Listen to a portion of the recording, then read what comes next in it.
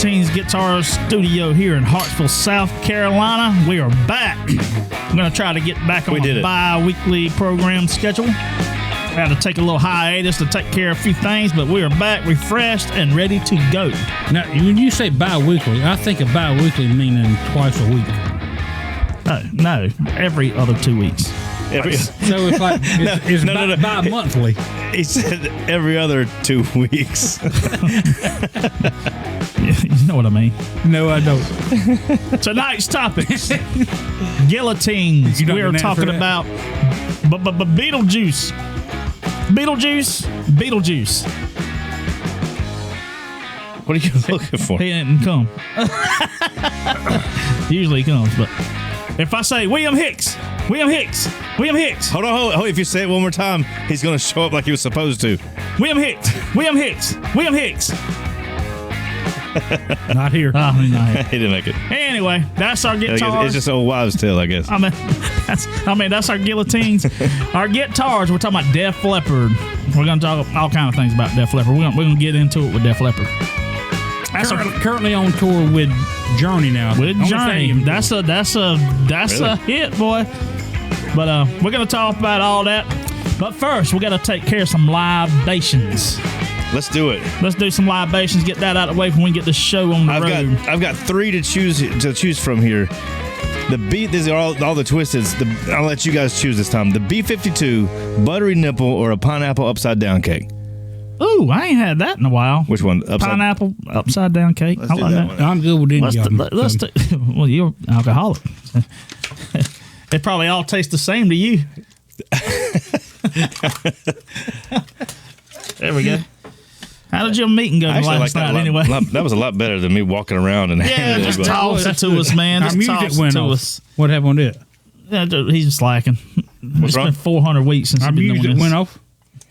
Well, yeah, we're doing our show now. I know. I figured we'd have some background music while we're doing our shots. How's that? All right. Cheers. Here's the guitars. Cheers. That son of a gun had some booze in it, buddy. Yes, it did, John Bird. Mr. Man, John Bird. Spitting some lot of knowledge on us. Listen here. This is I'm gonna do this real quick, but this is our first show since we lost Brother John Bird. So that was 100% to Brother John Bird. That's right. Yep. Miss our friend. That son of a gun had some booze in it, buddy. But so that soundbite came from the episode that he was on, and I forget what we were doing doing the shot. No, we were doing Jello shots. That he found on side of the road in the middle of the show. We were doing them, I think. Yeah, and whatever flavor he had. That son of a gun had some booze in it. He would say that every time. And so he is now with us forever, and we're so glad to have that. So, and for the longest time, he didn't even know that he was on the show because we used that clip every time we did a shot. He said, "Y'all use me like that? Hell, that's cool." He said, "I don't really watch the show, but if I did." But yeah, so he's going to forever be on the show. Ever be on the show. We will use that. Miss our brother. During every shot. So, we're getting down to it. We're talking about guitars. We are talking about Def Leppard. That's what we're doing. Man, they've been around since they formed in the early 75. the late 70s, I think. 76. I thought it was 76. Might have been. First album come out in 1980.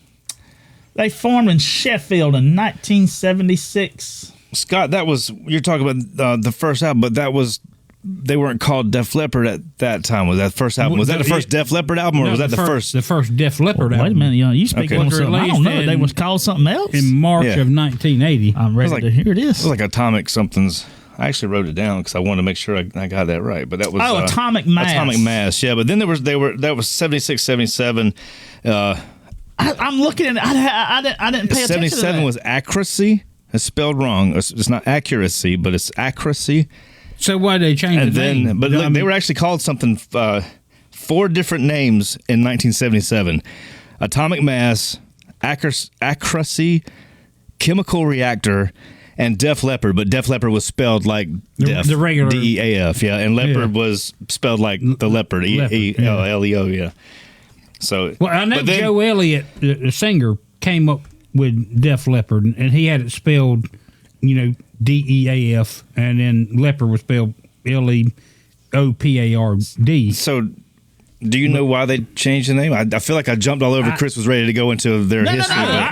You have blown my mind already. I can't remember. I watched the documentary so long ago, but I can't remember what. I'm not sure. I think when Joe Elliott liked the sound of the name. He liked Def Leppard. Yeah. But I think the other band members didn't like being named after a wild animal, and they're like, in this deaf? I mean, what is that? So the leopard is deaf? Yeah, the leopard. Well, but I remember in the 80s, though, this is going back in the 70s, but I remember in the 80s, deaf was like another word for cool.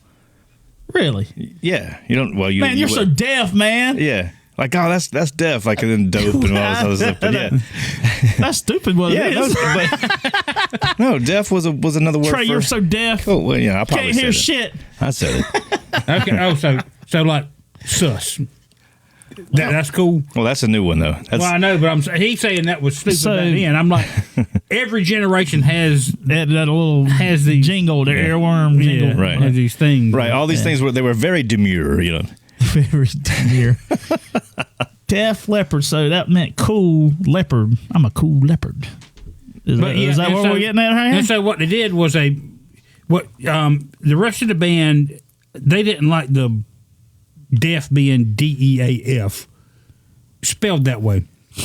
And they were like, I don't know if that feels right or looks right on paper, and so they changed it to DEF. And then Leopard, I guess they wanted to change it too because they had DEF, so they wanted to put just let's do LEPPARD, make it that. So it definitely looks cool. It does look cool. Yeah. I mean, on all their albums, I can't. Well, now that thinking about it, DEF, I'm like Def Leppard. That's just seeing that. How could you make that? The letters cool. Besides what they have now. A lot of bands' names don't sound cool when you say them. But I mean, it's only after they become very popular. That then it comes like. It's like, oh yeah, like Guns N' Roses. The first time I ever heard Guns N' Roses, I'm like, that's the Guns N' Roses. I was like, that's the stupidest name I ever heard in my life. And then you hear where it came from and like how they put them together. But then now it's like it's American language. It's like Guns N' Roses. It rolled. I mean, it's like, oh yeah, of course. That's good. It's a cool stuff. Name. Yeah. But yeah, I mean, Def Leppard was the same way. The first time I ever heard it, I think it was like, what is a Def Leppard? How do they know the It's a leopard running around in Africa doing sign language. So it's safe to say in 1976, Def Leppard come on the scene hard, right? So you got their first album. Yeah, that's what she said.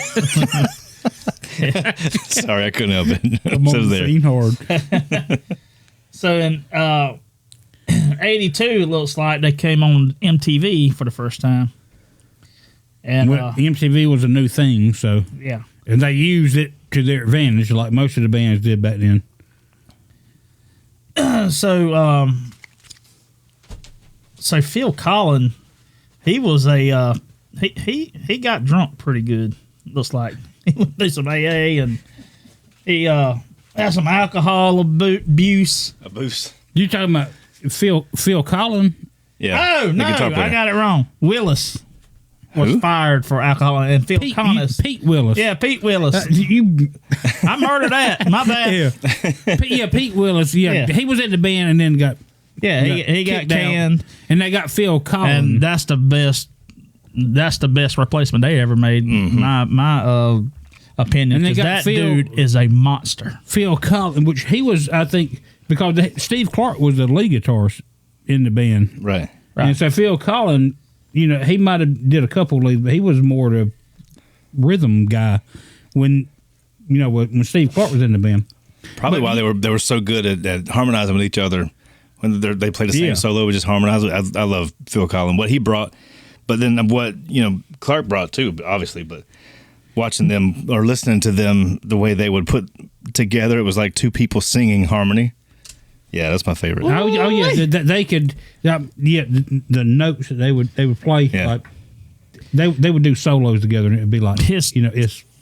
His sustain and his guitar and delays and all that stuff, man. It just rockets through it just cuts through the music, and then you lay them harmonies over top of that.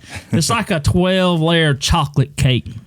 His guitar is he plays a lot of Jackson now, and I think I want to say he was Fender back then. Maybe not. Maybe I'm getting them confused. I know Fender, I think, makes his custom Jackson guitars now. I think so. Well, I know Steve Clark. I think was a big on Les Pauls. Yeah, he played a lot. I'm a Les Paul guy, but doing I had to get this guitar. I didn't get his signature model because it was like $5,000, but I ended up buying that guitar that had a sustainer pickup in it, so that I could do some of the stuff that he did with that high pitched sustain harmonic that could just go on forever.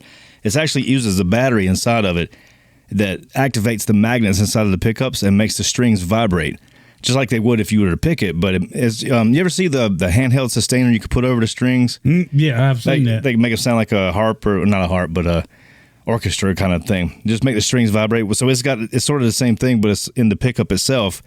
It activates and makes the strings vibrate, so you can hold a note forever until the battery runs out. That's awesome. So, but it also that's what you had the other night. Yeah, but it also has the ability to throw in a harmonic, which is what Phil Collin would do.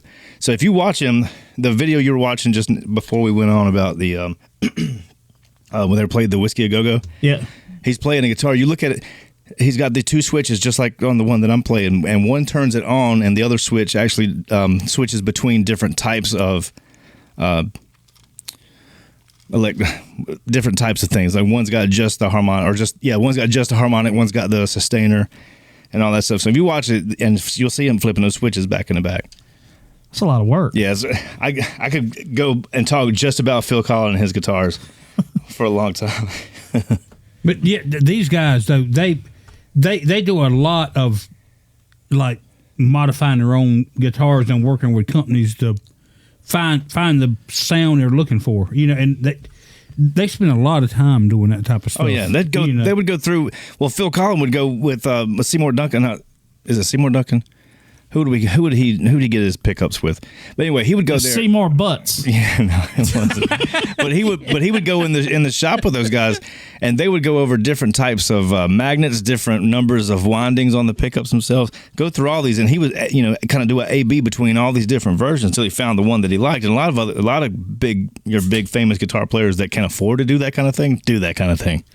I know, but we have to go through and do it at home. Do you consider that cheating, or do you no? Why would it's not cheating. Why is that cheating? That's finding exactly the sound you want, you're looking for. And there's videos you can go watch like of Phil Collin doing it, and it's for a lot of people they wouldn't watch him because they'd watch the first 5 minutes and be like, okay, I got no idea what's going on here. Sounds like a Guillotines and Guitar show. This is boring to me, and they would tune out. Still a Guillotines and Guitar show. But there's somebody who enjoys that type of stuff. They watch it and they're like, I see what he's doing now with his guitar. He's trying to find the right sustain or the right. He's finding a sound that he wants, and he's doing all these different things to it.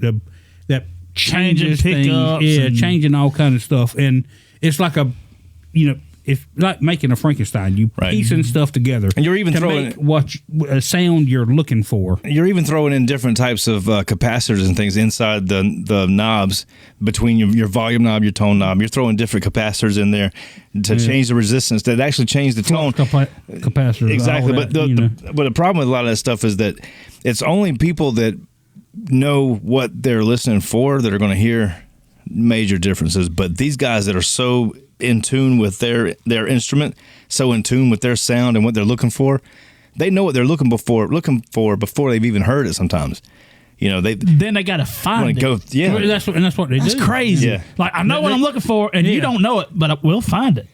Yeah, and that's what they do. They spend all this time trying to just piecing together things and being like, okay, I like this, I don't like that.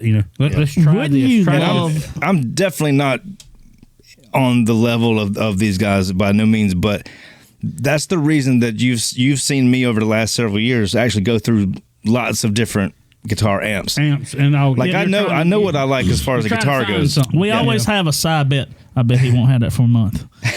It'll be on Marketplace next month.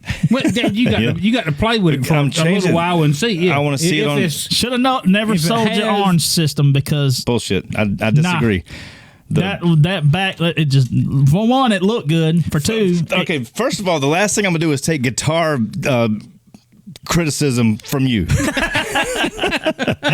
So say what you want, but it's in one ear and out the other. Yeah. But anyway, no, I'm glad. I loved the orange system that I had. I had like every orange amp and speaker cabinet you could think of because at home I'm throwing all different combinations together. We'd play on stage. I'd have a different setup of that orange amp. But since I got this Marshall, which is a Marshall that I had one time before, I don't see myself moving away from it. I say that now, but who knows? Anyway, my point is, you're always a guitar player. You're always searching for. There's a tone that you like, and you're always searching for that, and you want to beef it up a little bit. And so that's what I've. So wouldn't it be nice to have Phil Collins money and time? Like, hey, well, I'm going to spend a whole month just tearing down guitars, putting different pickups. Oh yeah, that would be. It would be. You know what I'm saying? Hey, honey, I'll be home next month. Me and my guitar techs, we're going to fly down to Texas. We're going to experiment with some stuff. I guess that's a good thing about being in a multi-platinum rock band is you can afford to do that. But do you know Phil Collins? Before he was in Def Leppard, he was in a band called Girl. Yes, with the lead singer of L.A. Guns, Phil Lewis. Phil Lewis was a singer for. I did remember that. Throwing some knowledge down. I like it. Keep going. I watched the old video of them, and I mean, this was of course pre Def Leppard, pre L.A. Guns, but it was wild. I was like, I never knew that, and I was just going through old videos. But how'd you not know that? I did know that at one time, but that's one of those little details. I was like, I don't really care that much, so I forgot about it after a while. You forget about it. But I did remember him being. I knew that he played in a band called Girl, but I didn't know anything about the band. I didn't know who the singer was. I don't remember who any of the other band members are. I just remember that. I remember Phil Lewis being because L.A. Guns is one of my favorite bands from the '80s because So do you Tracy Guns? You know Tracy. I have to say this. Tracy Guns and I actually had a conversation on Instagram. It was a lot better than the conversation I had with Corey Feldman the other night, but but I did ask. Yeah, you talked about amps. Him and Don Henley's gonna show up in your shop one night. It's gonna be bad. I remember that the conversation with Tracy Guns. He helped you out with how to hook your amp. It was that amp. It was an amp that it was a pedal that I had that he had. Yeah, he had you endorsed. were having problems with, and I was curious about how he was running this specific thing, and I didn't think he would actually respond to me. But it's Instagram and it's them, so I just sent a little message on there, and I kind of fanboyed out for a second whenever he wrote me back, and I was like, holy cow. But that is cool, man. I remember you showing us that, and I was like, wow. Damn right. I screenshot it in case he deleted it later. that was pretty awesome. He didn't want any evidence that he talked to me. That's cool. Screenshot. Just like I screenshot Dave Root from Tesla when he wrote me when we had a little conversation because I bought his signature guitar, and I dressed up like Santa Claus and did a picture with it. And he liked it and commented and all that. And I was like, this is pretty cool. The guitar player from Tesla is talking about how much he likes my picture of me dressed up like Santa Claus. Now, if I can get Corey Feldman and Don Henley to react the same way. Never. He's at war with him. That's all right. And by the end of the year, me and Don Henley are going to be best friends, and me and Corey Feldman are going to be drinking buddies. Yep. So 1980s. Pyromania comes out, and they classified him as pop metal. MTV classified him as pop metal. What do you think about that? Well, do you feel like that's right? I don't think that's well. It had a certain Pyromania had a certain commercialization about it. The album did, yeah. I guess, where it was. I think they made that album to reach more people, which is the goal. You hear people talk about you want to say commercial mainstream. Don't sell out. Don't sell out. But also, you're in a band. your main objective, other than playing music, is to reach as many people as you can and get as many people to like you. Because if you don't have people who like you and buy your album and come to see you, you won't be a band anymore. So I mean, you have to be able to do that. And I think that's what Pyromania was. I wouldn't call it pop metal, but I don't even know if that's a term anymore. You have to think about the time, though. Yeah. In the time, was it because they didn't call it hair metal? A lot of harm. There was a lot of harmony. There was a lot of harmony, and I wouldn't say bubblegum music, but right. I mean it was a lot of kind of generic sounding stuff. The drop D kind of went out of it. What? Again, I will not take guitar criticism from Chris. Oh yeah, that was back when they didn't have the drop D. They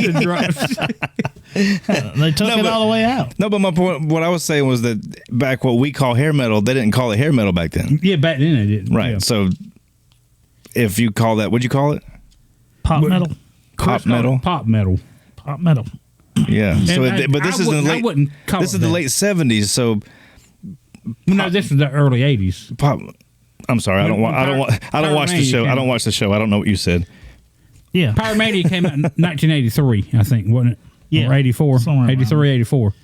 And that was the album that really kind of blew them up. That was the one that had Photograph. Yeah, Photograph, had Rock of Ages. Pyromania was the best album. We've got people commenting on here, and I'll be honest with you, I don't know what they were referring to in some of these comments because I wasn't looking, so I apologize.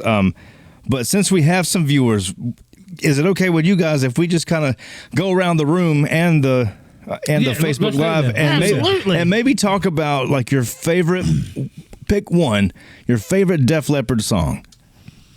Mine's Animal. Mine is Animal. Animal. I love Animal. Animal is a good song. Yeah. So there's a lot of them, but Animal, it's just how they. What album was that from? Do you remember? That's not Pyromania, right? No, Pyromania. From Hysteria. Okay. He was asking me. I'm sorry. Hysteria. All right, Scott. What's your favorite one singular Def Leppard song? Well, if I'm gonna pick one, just pick one song, it would probably be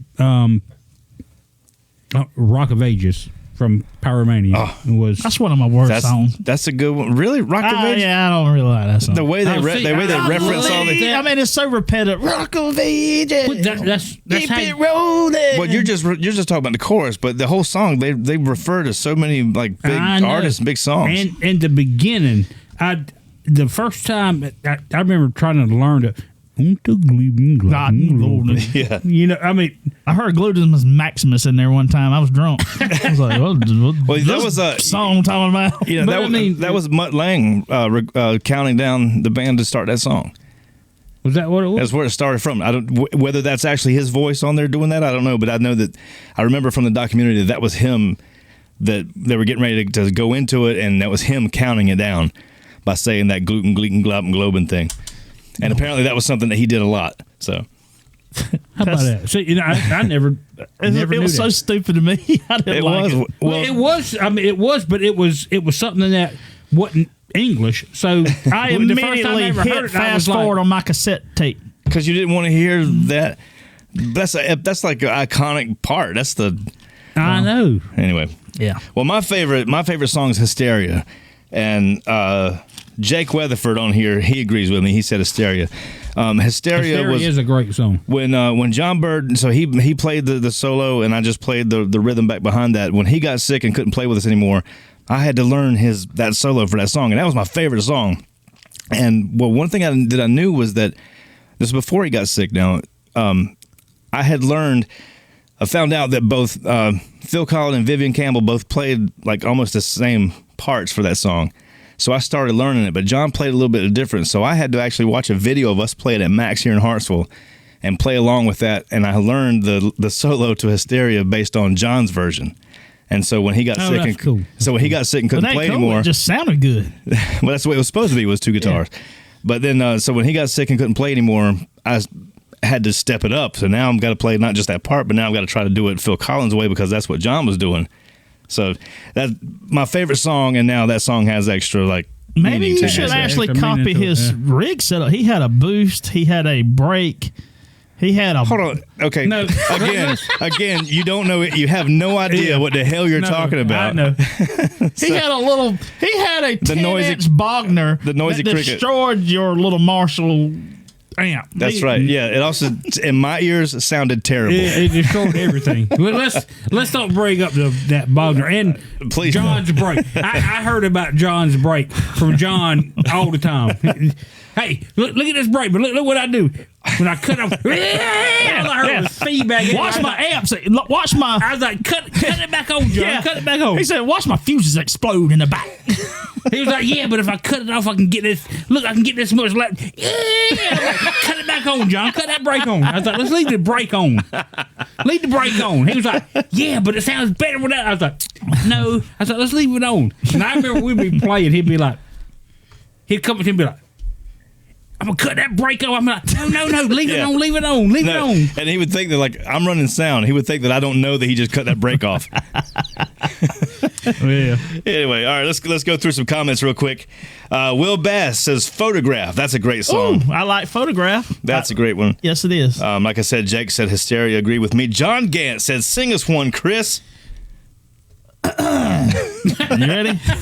All right, we've got to go to a commercial break real quick. Anymore. Oh no. All right, let's see. Who else is on here? Lee Petty says, "Pour some sugar on me." Oh, That's wow. probably I can't their believe biggest hit. that I didn't even think about that one. Good Right. job, Lee Petty. Good job, Lee I Petty. love that Man, song. that's a good I one. love a bunch of Well, I think Def Leppard songs. that's what I'm saying. So it's hard. It's hard to say. to pick a favorite. You know, but I think it would probably be easier for everybody to pick a top three. Sometimes maybe even a top five. Top five, But my top three is and five is probably going to change depending on what mood I'm in because there's there's certain things that I want. Like I said, types I want to hear. I didn't even think about "Pour Some Sugar on Me," which is like their biggest hit. And when that song first come out, I loved it. And then it was one of those songs that you heard it so much it was just like it got wore out. You know, just like okay. Yeah, when it come on, I'm like. Yeah, I don't especially when song. You know, but it's still a great song.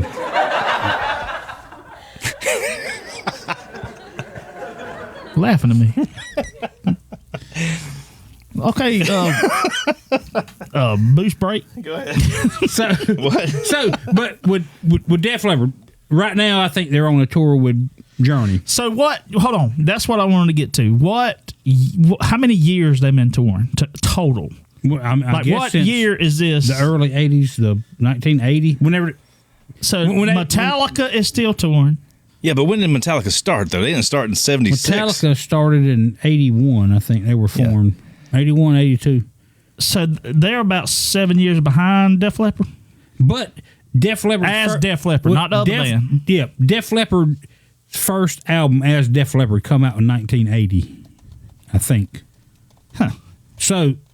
They were a band back in 1976 or whatever, but it took them. I got your answer, but they wasn't in the same category as Def Leppard. They was more like heavy When metal. they were heavy, Metallica was like almost thrash, almost. Yeah, well they were considered that I think at the beginning, but Def Leppard, I think when their first album came out as Def Leppard, I was it 1980? Troy, you got that? It was not 1980. Keep talking. 1982? 81? All right. You may go ahead and throw some knowledge on you. I'm ready. Ladies and gentlemen, boys and girls, Def Leppard has performed over 2,100 concerts in more than 50 countries since their first in Sheffield, England in July of 1978. 2,100 Okay, but after their shows. first album... Look, I was saying total. That's what he just found. This is from a Def Leppard history site. Wikipedia Metallica site. now is not. I don't put a whole lot of weight in Wikipedia. This is not from Wikipedia. Now, if we talk about Metallica's first official tour was Kill 'Em All. Kill 'Em All for One. What is that? Which started in 1983 to promote their debut album. So Okay, 1983. So we're 1983. going. Yeah. So Def Leppard close. But Def Leppard has like what was that? 5 years. Yeah, has 5 5 years years. on Metallica. That's crazy. And you know how many albums Def Leppard has sold? I don't. Worldwide, I think they sold over 100 million records. That's it. I think That's it. I'm thinking it'd been 100 like million? That's 500 million. 500 million. Yeah. They played beside Moses. I mean, they was. I always figured 100 million albums is a lot of albums to sell. It is. I agree with that, but I thought it would be way more than that. I think they're in the top 30, top 40 bands of all time as far as album sales. Or maybe top 20. You know, the comparison, Eminem just went to the UK and he sold over 1 billion on his new album. You talking about streams. There's a difference between album sales and streams. Well, let me hush then.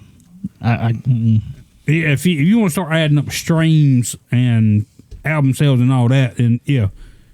So you still have Journey, you still have Metallica, and you still have Def Leppard touring around, selling out concerts, selling out stadiums. You still got Motley Crue. You still got Poison. We're not even going to talk about Motley Crue. But I mean, you have they're out there. They're still touring. Yeah. Okay. They're supposed to have been retired. Their last show was in 2015. 2015. Yeah. Then they came back out. They signed a contract. A death contract. We're not even going to give them ratification right now. So. But yeah, a lot of those bands from the 80s are they don't kick Mick around. Mars out. That band's done. Oh, that should be a whole show in itself of what Mick has said about them and what they've said about Mick, and the lawyers going back and forth and everything that's happening, and what all the he said she said bullshit. Like what is real, what's not real. Yeah, he said she said. That's it's a huge thing. Like everybody's talking, but then you get Nikki on there who is he's so humble. This guy, he's so humble, and he's like, oh yeah, our brother Mick. We love him so much, and we would never say those kinds of things. And Mick's over there going, he's full of shit. If my back wasn't hurting right now. Say it with your chest. That's a good topic. We're gonna work on that topic. I think we should. I think we should dive into that. There's a lot going on. I tell you what. Now listen, I'm going to spend a week in Jackson Hole, Wyoming, in a few weeks. Run into Nikki, and that's where Nikki lives. So I'm gonna go see if I can find him, and maybe I'll take my phone out. Yeah, I'll do a little. Try to see if I can do a little interview with him and ask him what's going on. Yeah. Talk to me. Let me know how that works out. All right, I think it's time to get on to our next topic of guillotines. But thank you so much to everybody who came on and interact with us. All the comments, all the questions and answers. We appreciate that. It's fun when you guys get on here and comment, and we get to answer questions, and you get to ask us questions, and it makes it all worth it. Let me just jump in there real quick also, and then make sure that everybody knows I have seen your comments, and I apologize for not getting everybody on. We were getting into the show, and this is also our first show back in like 3 weeks or something. So it's been a while. So I'm missing some stuff, but I apologize. But I did see everything, and your comments are there on Facebook, so everybody's going to see them anyway. But I didn't get to show everybody, and I apologize for that little technical difficulty behind the scenes. Yeah, we didn't know what was happening. There you go, Chris. You tell them about it now. Well, Trey's got a lot going on. If he were to pan around and you could see all the buttons, all the production he does by himself, he's got a lot going on back there. He has a lot going on. But in the same vein, Trey, try and do a little better. Yeah, anyway. Please. I'll tell you what. We are looking for another productionist. Production. Were you going to say production assistant? Don't threaten us going back to GoPros. Yeah. I'm going to start my own show if you call me a production assistant. I'm the producer, director, editor. Helper. Does that name sound better? Yeah. That's all we got time for. Come on, helper. All right, this is Guillotines and Guitars. We're out.